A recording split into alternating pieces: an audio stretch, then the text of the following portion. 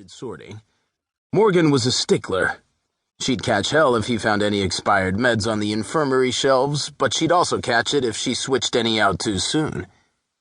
As she wandered down to the end of the dock while the last of the group piled on board, Ernesto scowled at her and eyed the lines now tethering the boat, an old wooden fisherman's vessel with an inboard motor. Lingering on the dock, Kimmy looked over to Ernesto. "Any chance we could wait for Alecia? I bet she won't be that long." "No way. She can stay over with the next shift. It's good practice." Ernesto barely let Kimmy on board before he ordered the others to release the lines.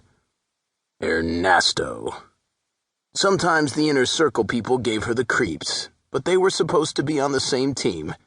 Even if that was too much to ask of the ICers, they didn't have to treat the rest of them like slaves.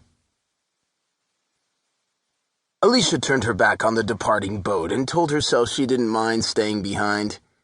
The island was never unguarded for long and drew no tourists. No surprise, with all the trespassers will be shot, survivors will be shot again signs posted.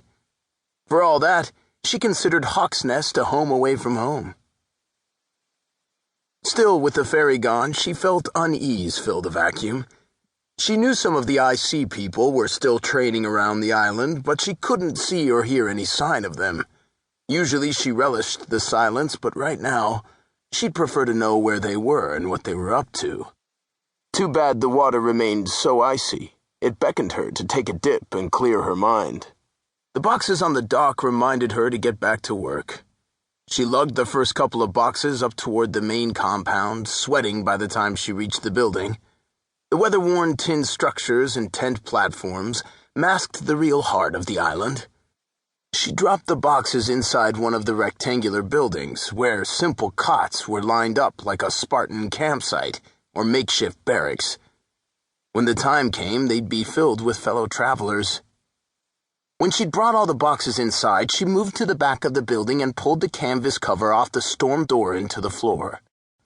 Luckily, the glow sticks the others had left behind still gave off enough yellowish light to show the way down the stairs. Good. She'd hate to get ripped for firing up the generator and wasting gas on her mistake. She could use her penlight to read the labels, and hopefully she'd be done while it was still daylight. She had the idea to chase the boat back to the Lutzen site in one of the sea kayaks. If she was quick, it might be worth a try.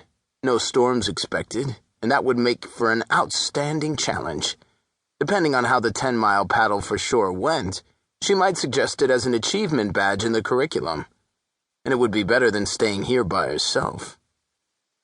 Every time she walked down the steps to the underground level of the compound, it felt strange. Impressive but creepy, in part due to the deceptively large size of the facility they'd constructed. But it was clear why Morgan had wanted the island. Most of the islands around the region had soil no more than 4 to 5 feet deep before bedrock ended the fun.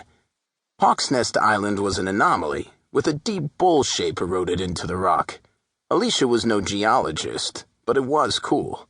Even cooler was the fact that they could excavate and establish the network of huge covert pipe tunnels and chambers all underground. Most she knew well, and now she turned right instead of continuing down the passage where the other food and survival gears sat. She was headed outside the one portion reserved exclusively for Morgan and the IC, to the yellow school bus that served as a makeshift infirmary.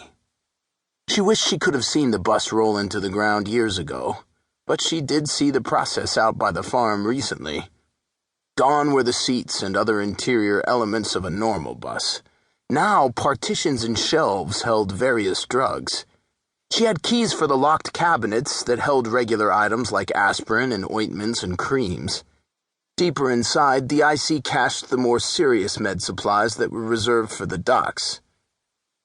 The first time she went down into the tunnel, once she got over her initial claustrophobia and concern that such a primitive-looking structure would collapse, the quiet amazed her.